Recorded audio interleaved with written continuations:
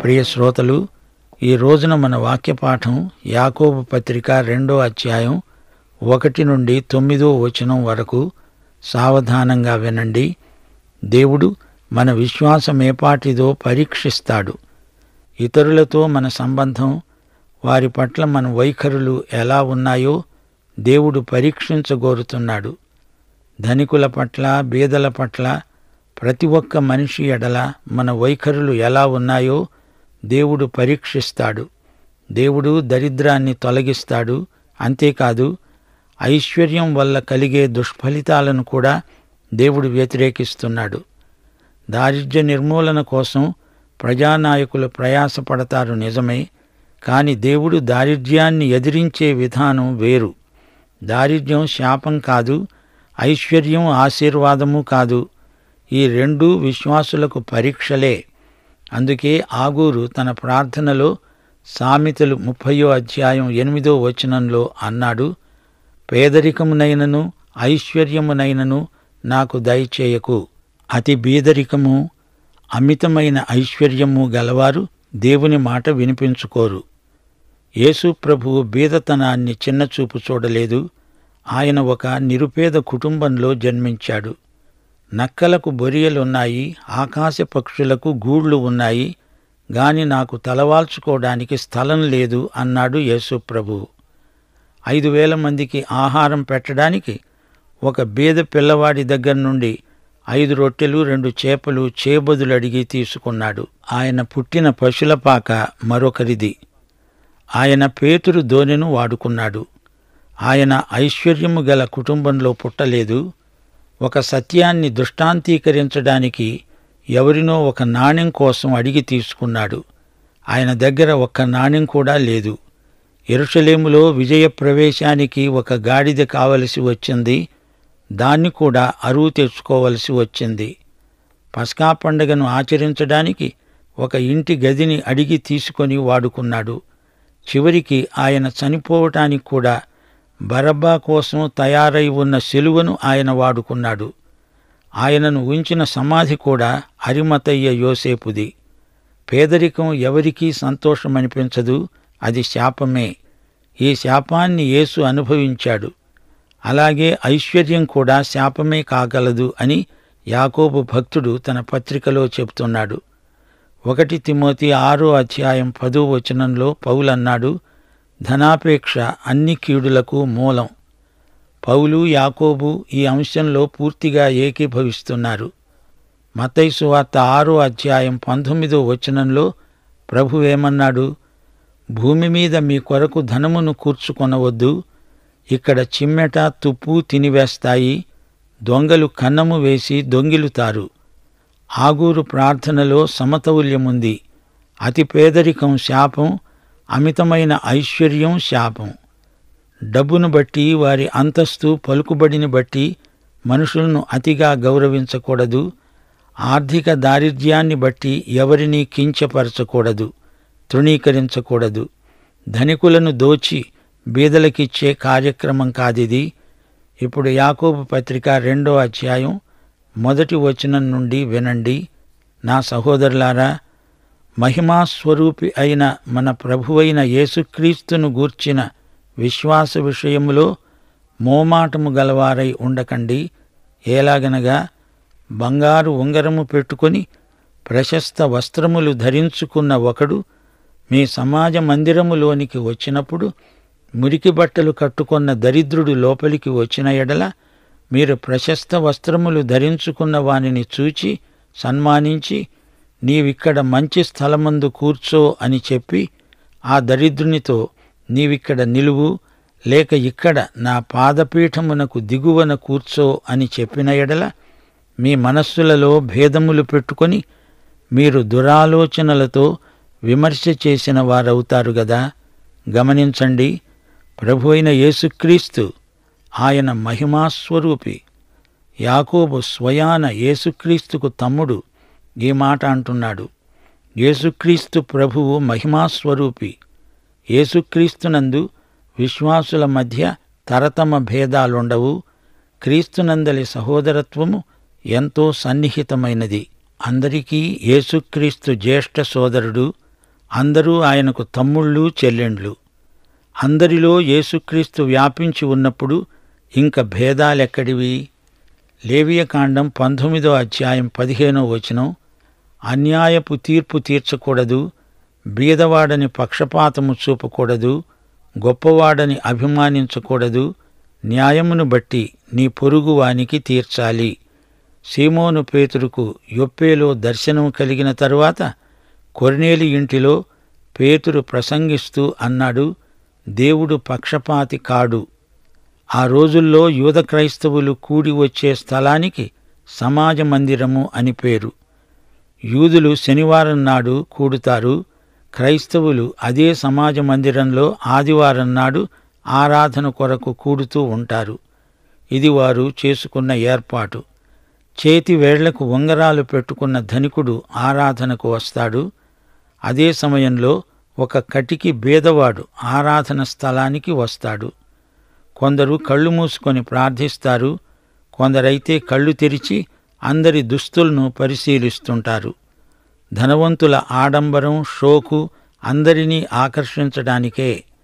లూకాసు వార్త 16వ అధ్యాయం 19వ వచనం, లాజరు ధనవంతుడి కథలో ప్రభు అన్నాడు, ధనవంతుడు ఒకడున్నాడు, అతడు ఊదారంగు బట్టలు, సన్నపు నార వస్త్రములు ధరించుకొని ప్రతిదినము బహుగా సుఖపడుతూ ఉండేవాడు. అతడొక విలాస పురుషుడు. యాకోబు పత్రికలోని బీదవాడెలా ఉన్నాడు? మురికి బట్టలు కట్టుకున్న దరిద్రుడు, చిరిగిపోయిన బట్టలు, మాసికలు వేసి ఉన్న బట్టలు. అతనికి ఆదివారం నాడు ధరించుకునేందుకు కొత్త బట్టలు, ఆకర్షణీయమైన దుస్తులు లేవు. సాంఘికంగా ఈ ఇద్దరికీ ఉన్న తారతమ్యాన్ని రచయిత వర్ణిస్తున్నాడు. కొందరు దుస్తులకు ఎక్కువ ప్రాధాన్యమిస్తారు. నలుగురు చూడాలని, వారి గుర్తింపు కోసం అతి శ్రద్ధగా ఎంతో విలువైన దుస్తులతో తమను తాము అలంకరించుకొని ఆదివారం ఆరాధన కోసమై మందిరానికి వస్తారు. వీరికి భేషజం ఎక్కువ. 3వ వచనం, ధనికులకు ప్రత్యేకించబడిన అగ్రస్థానాలు, బీదవారిని పలకరించరు, వారిని లెక్క చెయ్యరు. పక్షపాత బుద్ధితో సంఘ పెద్దలు వ్యవహరించడం దేవునికి సుతరాము గిట్టదు. మనస్సులో భేదాలు పెట్టుకుంటున్నారు, దురాలోచనలతో విమర్శ చేస్తున్నారు. వీరి తీర్పులు పక్షపాత బుద్ధితో కూడినవి. 5వ వచనం, నా ప్రియ సహోదరులారా ఆలకించండి. ఈ లోక విషయములో దరిద్రులైన వారిని విశ్వాసమందు భాగ్యవంతులుగాను, తనను ప్రేమించే వారికి తాను వాగ్దానము చేసిన రాజ్యమునకు వారసులుగాను ఉండడానికి దేవుడు ఏర్పరచుకొనలేదా? తోటి విశ్వాసులకు, విశ్వాసమందు తనకు సోదరులైన వారికి యాకోబు హెచ్చరిక, మీ సోదరుణ్ణి అల్పుడని ఎంచి చిన్నచూపు చూస్తారా? దేవుడు ఆ అల్పుణ్ణే ఘనపరుస్తున్నాడు. బీదలను గురించి ఎన్నెన్నో విషయాలు బైబిలులో చెప్పబడ్డాయి. ఆదికాండం మొదలుకొని ప్రకటన గ్రంథం వరకు బీదలను గురించే దేవుడు ఎంతగానో శ్రద్ధ వహించినట్లు చెప్పబడింది. ఏ దేశమైనా, ఏ రాజ్యమైనా బీదలకు అన్యాయమే జరిగినట్లు చరిత్ర మనకు చూపుతోంది. ప్రజలందరూ, విశేషించి నాయకులు రక్షణ పొందిన వారైతేనే కాని బీదలకు న్యాయం జరగదు. బీదలకు దేవుడు చేసినంత మేలు ఏ మానవుడూ చేయలేదు. యేసుక్రీస్తునందు బీదలు పరలోక రాజ్యానికి హక్కుదారులవుతారు. యోబు గ్రంథం 5వ అధ్యాయం 15వ వచనం, బలాఢ్యుల నోటి ఖడ్గము నుండి, వారి చేతిలో నుండి ఆయన దరిద్రులను రక్షిస్తాడు. యోబు 36వ అధ్యాయం 15వ వచనం, శ్రమపడే వారిని వారికి కలిగే శ్రమ వలన ఆయన విడిపిస్తాడు, బాధ వలన వారిని విధేయులను చేస్తాడు. కీర్తనలు 9 వచనం 18, దరిద్రులు నిత్యము మరువబడరు, బాధపరచబడే వారి నిరీక్షణాస్పదము ఎన్నటికీ నశించదు. కీర్తనలు 68 10వ వచనం, దేవా, నీ అనుగ్రహము చేత దీనులకు సదుపాయము కలుగచేశావు. 69వ కీర్తన 33వ వచనం, యెహోవా దరిద్రుల మొర ఆలకించేవాడు. 72వ కీర్తన 12-13 వచనాలు, దరిద్రులు మొర్రపెట్టగా ఆయన వారిని విడిపిస్తాడు. దీనులను నిరాధారులను ఆయన విడిపిస్తాడు. నిరుపేదలయందు బీదలయందు ఆయన కనికరిస్తాడు. బీదల ప్రాణాలను ఆయన రక్షిస్తాడు. 102 కీర్తన 17వ వచనం. ఆయన దిక్కులేని దరిద్రుల ప్రార్థన నిరాకరింపక వారి ప్రార్థన వైపు తిరిగి ఉన్నాడు. 45వ కీర్తనలో చూడండి, సత్యమును వినయముతో కూడిన నీతిని స్థాపించడానికి నీ ప్రభావమును ధరించుకొని వాహనమెక్కి బయలుదేరు. యెషయా గ్రంథం 11వ అధ్యాయం 14వ వచనం. ఆయన నీతిని బట్టి బీదలకు తీర్పు తీరుస్తాడు.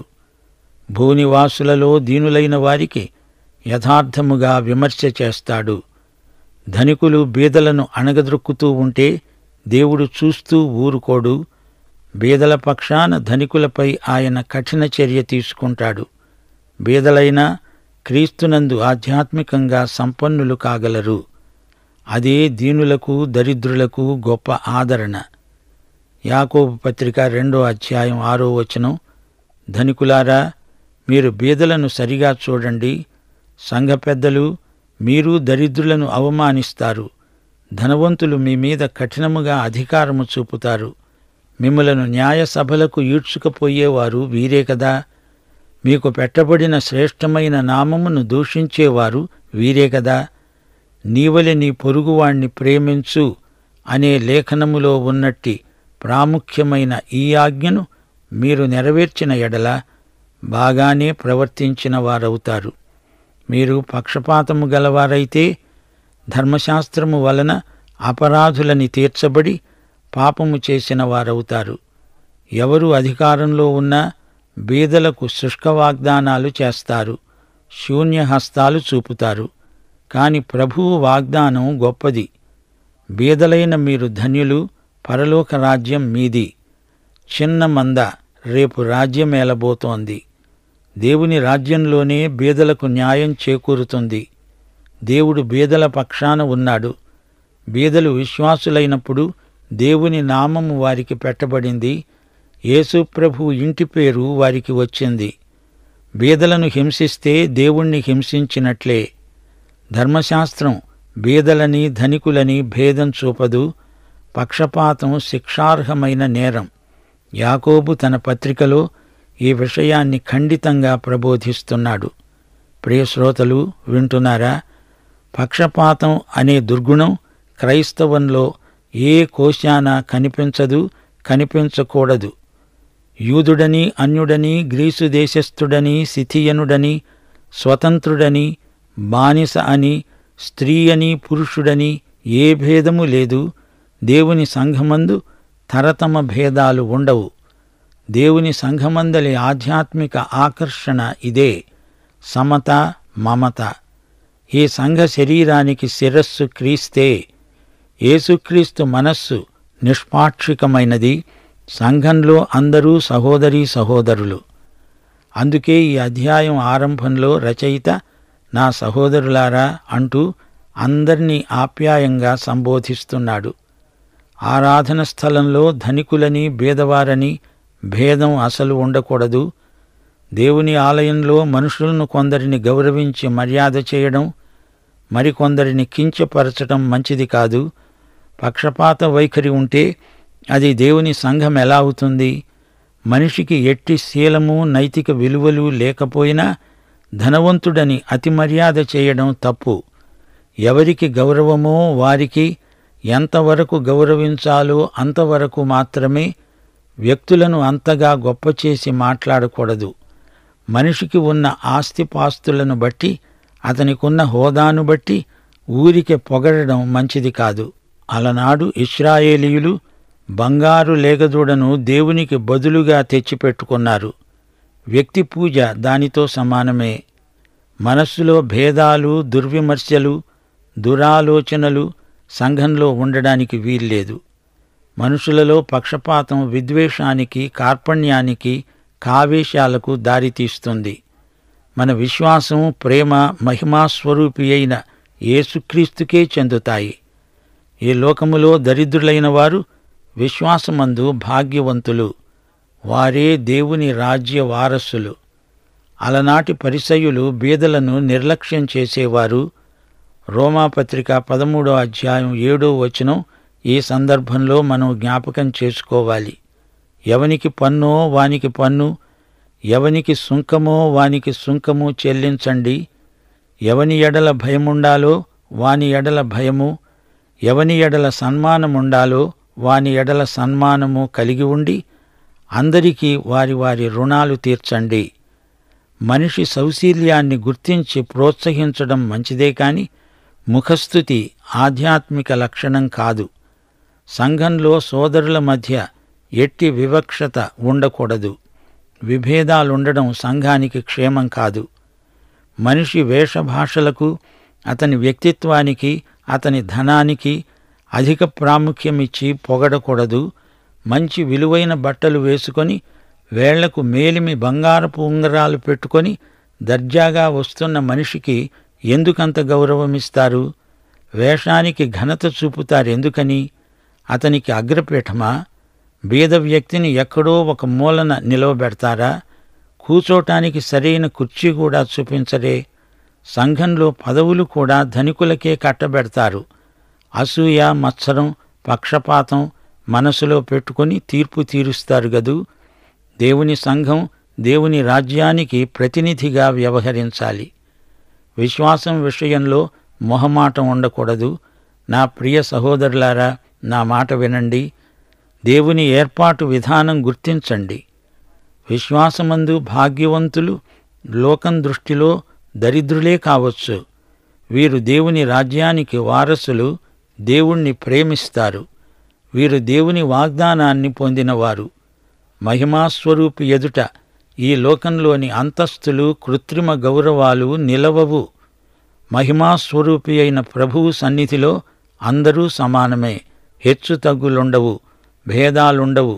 దురాలోచనలు నశించాలి. దుర్విమర్శలు చేయకూడదు. సంఘబిడ్డలు నిత్యత్వానికి చెందినవారు. దేవుని దాసులు సిరికి దాసులు కాకూడదు. మహిమాస్వరూపి అయిన మన ప్రభువు ధనికులను ఘనపరచలేదు. ఆయన మన కోసమే బీదరికాన్ని పరిశుద్ధంగా జీవించి చూపించాడు. తన రాజ్య ప్రయోజనాలను అనుభవించడానికి ఆయన బీదలనే ఏర్పరచుకున్నాడు. సంఘ సహవాసమందు ఒక బీద సహోదరుణ్ణి అవమానపరచకూడదు. యేసు ప్రభువు అతని కోసం ప్రాణం పెట్టాడు గదా. అతడు పరలోక మహిమకు వారసుడే గదా. ధనవంతులు యేసు ప్రభువును, ఆయన శిష్యులను ఎంతో హింసించారు. వారు కఠినంగా అధికారం చెలాయించాలని చూచారు. యేసు నామమును దూషణకు గురిచేసిన వారు ధనవంతులే. అపొస్తలుల కాలంలో వారిని ధనికులే ఎక్కువ బాధపెట్టింది. దేవుని సంఘం యేసు నామమును మహిమపరుస్తుంది. దేవుని నామము పెట్టబడిన ప్రజలలో పక్షపాతం ఉండకూడదు. వీరు ధనికులకు అడుగులకు మడుగులొత్తాల్సిన పనేమీ లేదు అంటూ భక్త యాకోబు ప్రబోధిస్తున్నాడు. నిన్నువలే నీ పొరుగువాణ్ణి ప్రేమించు అనే ఆజ్ఞ ప్రాముఖ్యమైనది. నీ తోటి సహోదరుణ్ణి ప్రేమించకపోతే అక్రమం, దేవుని ఆజ్ఞను మీరినట్లే. ప్రాముఖ్యమైన రాజాజ్ఞను మీరకూడదు. దేవుని ఆజ్ఞ ప్రేమపూర్వకమైనది. ఆయన మన ప్రభువు. ఆయనను మనం ప్రాణాధికంగా ప్రేమిస్తాము. దేవుడే ప్రేమ. దేవుని స్వభావం ప్రేమ. ఇది ప్రభువు శాసనం. శాసనోల్లంఘనం ఆధ్యాత్మిక నేరం. ఆయన ఆజ్ఞ సర్వశ్రేష్టమైనది, అధికారపూర్వకమైనది. దేవుని ఆజ్ఞ న్యాయసమ్మతమైనది. ఆయన ఆజ్ఞలలో దేవుని నీతి ప్రమాణం సంపూర్ణమై కనిపిస్తుంది. లేఖనానుసారమైన ఆజ్ఞను శిరసావహించాలి. లేఖనములోని ఈ ప్రధానాజ్ఞ నెరవేరిస్తేనే గాని మీ ప్రవర్తన దేవుని దృష్టిలో సరైనది కాదు. దేవుని ఆజ్ఞ మనకు శాసనం. దాన్ని అమలుపరిస్తే మన ఆత్మ ఉజ్జీవింపబడి నూతనపరచబడుతుంది. లేవియకాండం 19వ అధ్యాయం 18వ వచనం, నిన్ను వలె నీ పొరుగువాణ్ణి ప్రేమించు. యేసు ప్రభువు ఇదే ఆజ్ఞను ఇంకా అర్థవంతం చేస్తూ, నేను మిమ్ములను ప్రేమించినట్లు మీరు ఒకరిని ఒకరు ప్రేమించుకోండి అన్నాడు. పక్షపాతానికి మూలం స్వార్థం. ప్రేమ స్వప్రయోజనాన్ని విచారించుకొనదు. ప్రేమ నియమాన్ని మీరినవారు పాత నిబంధన ధర్మశాస్త్రాన్నే కాదు, కొత్త నిబంధనలోని ఆత్మ నియమాన్ని అనగా క్రీస్తు యేసునందలి జీవ నియమాన్ని మీరిన వారవుతున్నారు. మన స్వశక్తితో దేవుని ప్రేమ శాసనాన్ని నెరవేర్చలేమని ఆయన తన పరిశుద్ధాత్మను మనకిచ్చాడు. పరిశుద్ధాత్మ ప్రేమాత్మ.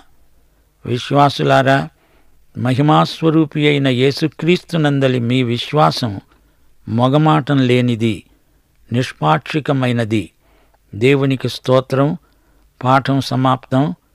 ప్రభు అయిన యేసుక్రీస్తు వారి కృప, తండ్రి అయిన దేవుని ప్రేమ, పరిశుద్ధాత్మ యొక్క అన్యోన్య సహవాసము మనకు నిత్యత్వము పర్యంతము తోడై ఉండునుగాక. ఆమేన్.